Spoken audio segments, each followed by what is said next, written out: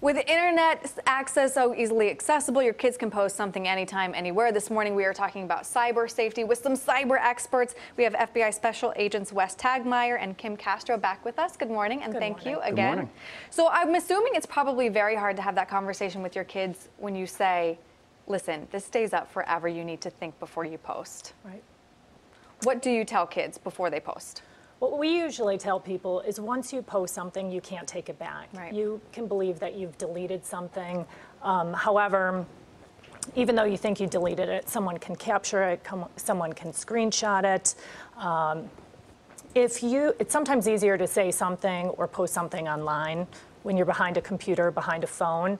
However, if you don't want your parents, your grandparents, or even your children years down the road to see something, you shouldn't post it. You need to think about it before you put it up there. That's a good question. Would grandma want to see this? Right. We should all ask ourselves that, right? Exactly.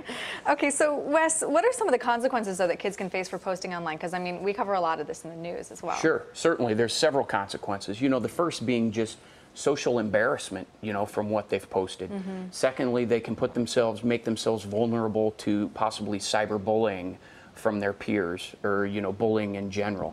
But then there's academic consequences. Maybe they get in trouble at school.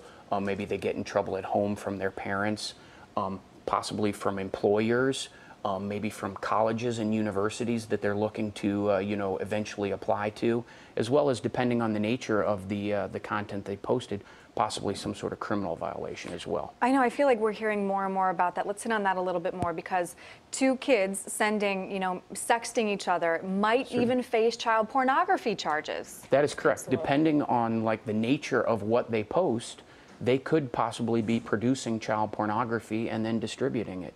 That is a crime.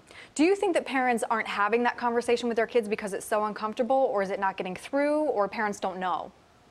I think it's kind of a combination of both.